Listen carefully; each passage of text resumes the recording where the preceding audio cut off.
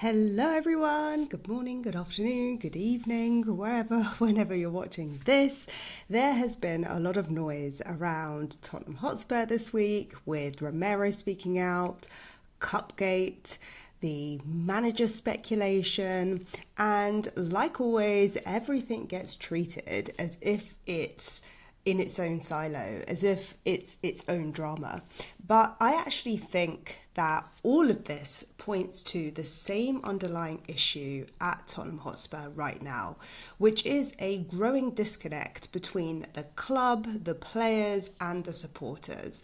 And this isn't really down to one incident. It's not really down to one bad decision in isolation. And I want to talk today a little bit about how I think this is all connected to something a lot deeper. Now, as I said in my last video, I've been a season ticket holder now for over 25 years.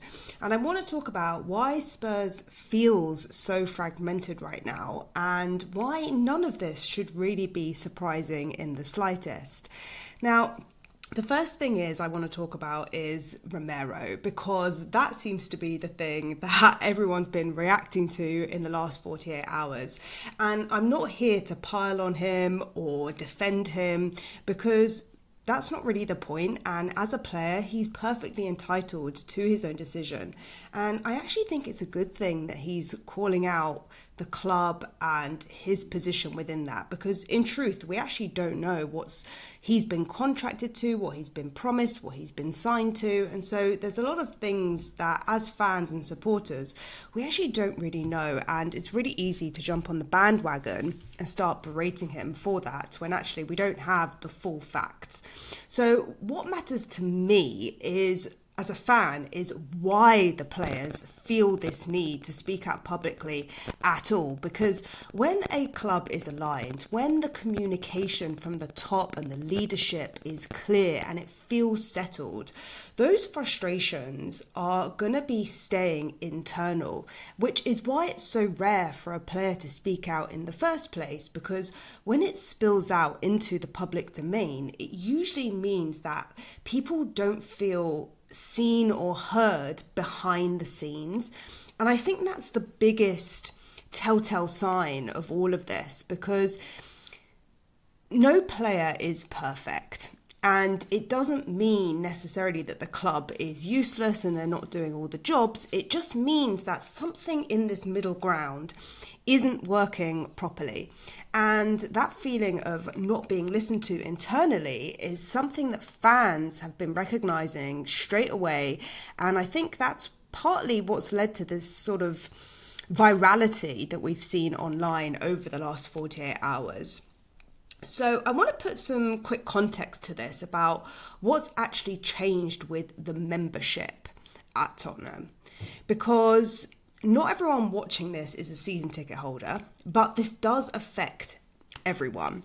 Because at the start of, I believe it was this season, Tottenham changed the rules around ticket sharing.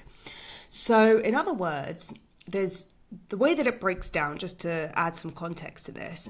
If you're a season ticket holder, you are not automatically a member, or you don't have a membership of Tottenham Hotspur. So how it used to be in the old stadium was you'd renew your season ticket for the season and you'd receive a pack at the beginning of the season where, I don't know if anyone remembers this, but you used to get a scarf, you used to get a pin badge, you used to probably get like a preview brochure of the season, which was all sort of, I guess it was like a nice nod and acknowledgement for your commitment to the club and being a supporter and showing your support in that way. And obviously it meant that, if you wanted to take that scarf to the game, you could do that. Whereas now you see a lot of half and half scarves, which is a conversation for another time, I think. But yeah, I even remember like the season before we moved into the new stadium, we all got like a little key ring with the grass from the old pitch, which all these things are very sentimental, but it just makes you feel part of the community. And what happened was at the beginning of this year, well, since we moved into the new stadium, you don't get that benefit anymore because as a season ticket holder, you're not officially a member. So you get things like a £20 discount. You get, I think, like 20 quid or 10 quid or 10% or something like that off the F1 racing. But obviously everything in the shop has increased in price, and there's very little that you can actually buy for 20 quid, or you can buy for 20 quid, but then you have to pay £5 delivery. So we all know that we have one of the most expensive kits in the league. We know that, we're sponsored by Nike, which is also a very expensive brand. So whilst I think this is like a universal thing in all of retail that, quality has gone down, but prices have gone up, it feels like a bit of like a stab in the chest from the club. It feels like a bit of like, kind of like not recognizing the commitment that it takes to actually attend every game. Now, as a season ticket holder, you have two options. First is you go on the Silver Cup scheme or you go on the Gold Cup scheme. And the main difference of that is if you are a Gold Cup scheme member, you are committing to going to every single cup game up front at the beginning of the year. And as a thank you for that, I think you get 10 loyalty points. So it's not massive. I think some games you get like 1 point, sometimes you get 2 points. I think the maximum that you can get is like 5, and that's for an away game. And obviously you have to have so many points to apply for an away game. Now, if you're a silver member, then you obviously have all of your games included. And then if you want to buy the cup games, Premier League games included. And then if you want to buy the cup games, you buy those on top, which we know at the very beginning of the season, our first Champions League game, it slipped from my mind who we actually played, but I think that was listed as a Cat B game, which meant that tickets for that game were like £90 up. So if you're a family of 4, and you want to go and see one of these cup games, not only are you buying a £90 ticket, you also had to be a member, which meant that you had to pay £45 for an annual membership to get that ticket. Now, obviously, the membership was a one-off, so once you've paid it, if you want to go to more games, you could do that without having to pay for the more membership. But let's say you're just travelling, you're from out of town, you're a tourist, you want to attend one ad hoc game, you had to pay £45 for the membership, plus the amount of the value of the ticket itself, just to be able to accept that ticket. Now, on the reverse side of that, as a season ticket holder, if you can't attend a game and you wanted to forward that ticket to, let's say, a friend or a family member, or even put it back on the exchange, it made it difficult for people to access buying those tickets, even though the seat was already paid for. And this is why you're seeing so many empty seats at the Tottenham Hotspur Stadium, because if logistically the customer journey is not easy for someone to buy a season ticket, they have to buy a membership, and then they have to give their CRN number, and then they have to transfer it, and they have to put it on their phone, and all of these things on a day when it's 0 degrees outside, right? It's less tempting for a fan or a supporter. I mean, real supporters, they're probably not going to care that much, but it is revealing that we can see that some games we're getting like 47,000 people show up to a game when the capacity is 62,000. So this whole system that was put in place at the beginning of the season caused a lot of backlash, because it made something really simple, like going to a football game, really suddenly very awkward and expensive. Now, we saw in Black Friday, for anyone that does follow this kind of thing, on Black Friday, that membership actually went to 50% discount. So funny enough, I wanted to sell my Liverpool ticket because I was on holiday. So I go to every single game. But that Liverpool game, I was genuinely on holiday and I couldn't make it. And so in the process of selling it or forwarding it to someone in my network, they then had to buy the membership so that I could sell them the ticket. And they full well were under the expectation that Tottenham were not going to win that game. So he had to pay, £135 plus admin fees, fully well knowing that we probably weren't going to win and it wasn't going to be the greatest performance. I did not tell him that a few weeks later, that membership actually went off 50% discount. And there was an email the other day which said that the January deal was also 50% off. So we can clearly see that the club have recognised that this is a problem. Now, just after Christmas, on the 29th of December, Spurs sent out an email saying that they had listened to fan feedback. And so now the new rule is this. Season ticket holders can now nominate up to 3 non-members per season who can receive tickets without needing to buy a membership. Now, on the surface, this sounds reasonable. So just to explain, let's say you couldn't go to a game, you can nominate people in your network to receive your tickets for free. Not the ticket for free, but not having to buy the membership, should I say. So let's say you have a family of 4 and you have 1 ticket for that family of 4 or family of 5. You could put 3 of those people on your network to receive the ticket without having to buy an extra membership. Okay, so this does sound reasonable. Obviously, then if you wanted to start sharing that ticket with more people and you couldn't attend more than 3 games per season, you have to wait until the next season to nominate 3 people. So the reality is that even though this change has happened, and look, I have been to 1 game.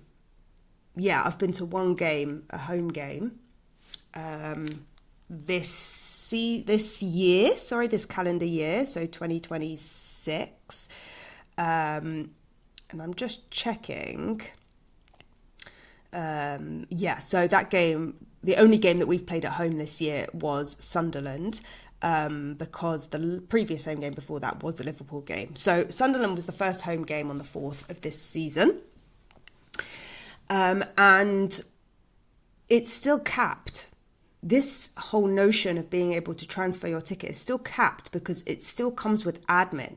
There's a 24-hour rule. So you would take someone's CRN number, you would add them to your network, you would assign them as someone who can transfer your ticket without the membership, and then you have to wait 24 hours for that to be approved. And once you've used those 3 names, anybody else has to pay the £45 again. So this isn't really a change in mindset. It's kind of softening the original rule that they had in place, which I can see why they've done it. I can see how it's beneficial, but at the same time, it doesn't necessarily make it easy for people to be attending these games. We already know that we have the most expensive season tickets in the Premier League, apart from Fulham, and the other team who is on par is Arsenal, but Arsenal get... I don't know where that reaction came from, but Arsenal get the cup games included. So Spurs fans, we don't get those cup games included. I mean, it would make so much more sense if the group stages of any European competition or the FA Cup or Carabao Cup or whatever was actually included in the season ticket, but it's not. We have to pay extra, sometimes even £90 a ticket. Although I think they rectified that and they've realised that, which is why they made them Category C. And for the Villa game this weekend, they're £30. So why does this matter, even if you don't have a season ticket? And this is really important because even if you've never owned a season ticket, this is why more seats are going empty. Because it's harder to share tickets. It's less incentive to go to a game. And yeah, sure, we're all supporters, but transport's gone up, parking's gone up if you want to drive to the stadium. For me, I leave 2 hours and 15 before a game. And I probably get back an hour to an hour and a half after a game. So really for me personally, and I live just outside London or just within the M25. But even for me, it's going to be like a 7-hour day just to go to a 2-hour football game. And especially when it's minus degrees outside, that's not much of a, reason to be going. But anyway, this is what happens when the seats go empty. The atmosphere is going to drop. And this is, I think, in my perspective, one of the reasons why the atmosphere has dropped, because supporters aren't feeling like they are part of the community. Obviously, online, and I'm really grateful for the first video that I did yesterday, almost has 100 views, whoop whoop, but definitely do like and subscribe. But when the atmosphere drops, the players feel it, the fans feel it, the away fans feel it, especially at home, because the away fans that have come to our stadium this year, I mean, Sunderland fans, they were fantastic. We saw the Copenhagen fans, they were amazing, 4-0 down, they were going crazy. But it is, fans mock us at home for being like a library. I mean, there is no atmosphere. And I know that team across North London, they had the same situation when they moved into their new stadium. Sometimes there is this like bedding in period where your perception of being this massive institution takes time to, trickle down into the supporters' mindset. But when you lose that sense of community at the same time, it makes it feel really disconnected. And the club keeps talking about protecting ticketing priority and controlling the access, but football clubs don't thrive on that control. They thrive on the connection that they have built with their fan base. And Spurs used to trust their supporters, but now it just feels like everything is managed, everything's limited, everything's monitored, and it almost feels like the club have lost trust in us as fans. And I think that's one of the reasons what's creating this friction, right? Rather than creating this atmosphere and loyalty within the fan base, it almost feels like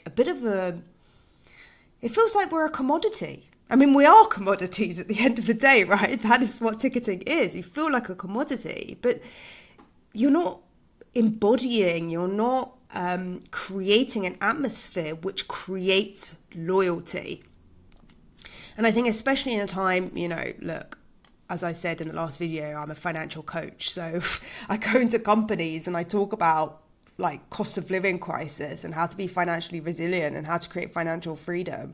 And like, we all know that like times are difficult right now. We know for people times are difficult right now. So the prospect of spending, £1,100 plus a year on a season ticket, plus every other week a Champions League game, a cup game, which is going to cost like another couple of £100, especially if you're a family of four. If you're a family of four and you've got to play membership, you're going to be spending £500 additional per month on top of your season ticket.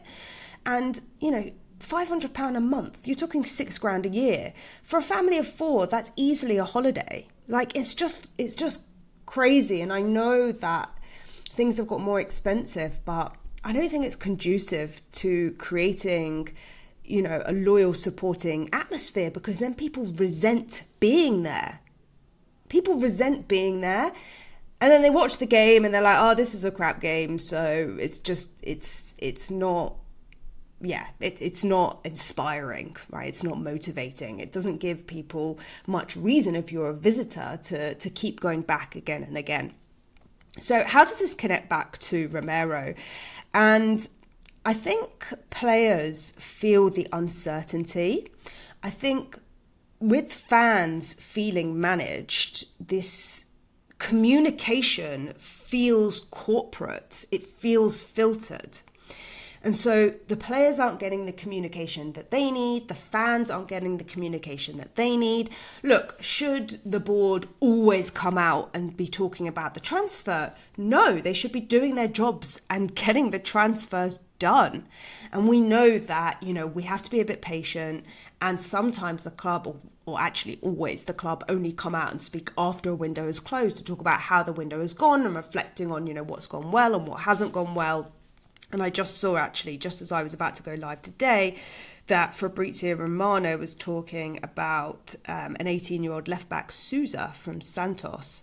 It says, after the agreement with Sousa and his agent on personal terms, THFC also agrees structure of the deal with Santos for €15 million. And the payment details are to follow. I have no idea if this kid is any good or not. So feel free to write in the comments, but I was taking that a bit left. Yeah, players, fans, everyone's experiencing different challenges, but it's the same emotional outcome, which is this lack of communication, right? Romero speaking out isn't a scandal. It's not a scandal. I mean, it's a scandal in the eyes of the press and the media, but really it's the signal. What's he trying to tell us? What's his motivation for telling fans? He wants to get the fans on side. He wants fans to understand and recognize that this is not a managerial issue. Yes, we might not be happy with the football and it doesn't look, it doesn't have a lot of flair and it doesn't look fantastic. But behind that, it's a signal that there is unrest, okay? And empty seats aren't about, one bad game. It's a run of form. It's a run of form. And I think that's a signal as well. When you're on such a bad run of form, it is really challenging to get the fans on side. And this has been building for years since we've been in the stadium. Last year, people were saying how bad the atmosphere was at home. And I went to every single Europa League game last year. And I have to say, the evening games, it was like watching two completely different teams because the atmosphere in those evening games was truly fantastic. Like the Bodo game, Frankfurt, all the fans were up for it. I think even in the earlier group stages, there was still a lot of atmosphere because it just felt like this is like an opportunity for us. And, we had the odds on our side in our favour saying that we were perhaps going to win the competition. So maybe that's why there was a different atmosphere. I think that because those Europa games last year weren't sellouts, I think we had a lot more travelling fans. And I think one of the biggest reasons why we've seen a drop-off in tourists coming to watch the games this season is because Son has left us. We have very, very few South Korean fans now in the stands, whereas last year, I reckon at least 10-15% at least of the stadium were South Korean fans coming to support Son. Not even South Korean fans, more international fans, I think more Asian fans in general, and I think that's definitely noticeable in the stands this year. So the stadium shifted the relationship, and I think that has been tracked back to the stadium move. That's not because the stadium is bad. We all know the stadium is world class. It's truly like a fantastic stadium. And this has not been a disconnect between the club and the supporter that's changed overnight. Right? We went from a football club with a global following to this global entertainment brand with a football team inside of it. And that brought visibility on the global stage, particularly with the NFL, with the concerts that have been hosted there. It's brought in money. And potentially you could say it brought in some ambition as well. But it also challenged the club's priorities behind the scenes. And I think that season ticket holders have stopped being the foundation of the, let's say, structure of the club. It's become one audience among many different business opportunities. And look, you have to have multiple revenue streams to be financially successful in today's game. But when that happened, everything shifted. Because the ticketing, the memberships, the atmosphere, it changed how loyalty was valued in the eyes of the club. And, I think it's just becoming more and more obvious that there's disconnect in the stands. My cousin actually came back from Australia, and his brother shares the season ticket next to me. Also my cousin, go figure. But, he came back for a game. What was the game? It was back end of November, but he came back for a game and he was shouting in the stands, "Come on, you Spurs, come on." And he's like the only one in the stands rooting the team on. The rest you can just hear is like mumbles and grumbles and moans. So yeah, this isn't negativity, right? This is, not talking about nostalgia for the sake of talking about it. And it's definitely not wanting Spurs to fail. Look, we all support our club. As supporters, we support the club through thick and thin. That is what being a supporter is. But we're speaking up because we care. Fans complain because we are invested, and players are speaking out because they want clarity. They want to see the ambition. They want to see their fellow footballers being brought in who share that same ambition. And, silence is ultimately what's going to get people to stop caring. Because we all care so deeply, but when there is this silence from the club, it creates this ambivalence. It creates this sense of like, well, the club don't really care. They don't really share our vision. They're not really buying anyone, although maybe today they will. Maybe they're going to sack the club, the manager, maybe they're not. And it just kind of creates this apathy.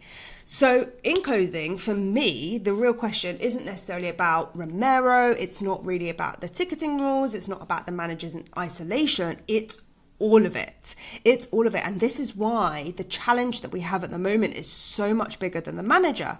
Because does Tottenham still see its players and supporters as partners in the club's future, or as problems that they want to be able to manage? Right? And we know that when things are out of control, the enemy to success and taking that risk is that fear of failure. And so what can happen is you can end up trying to control the outcome. And until that's addressed properly, we're going to keep seeing this pattern appear in different ways. That is what always happens. It's a universal law in science, which we're not going to get into today. But the same issue is going to keep appearing its ugly head in different forms until it's really, solved. And I genuinely love to know what you as fans think about this change that recently happened about the membership, whether you're a season ticket holder, whether you're not a season ticket holder, maybe you live abroad and you sometimes visit the UK and you want to join a game, maybe you're in the UK and you're a travelling fan and you kind of just occasionally like to go and see a football game.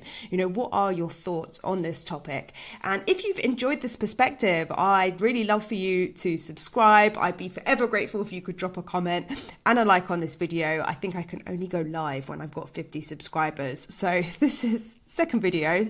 The hardest thing is not actually doing the first video. The hardest thing is the continuity and consistency. So this is just honest conversation from the stands, from my perspective.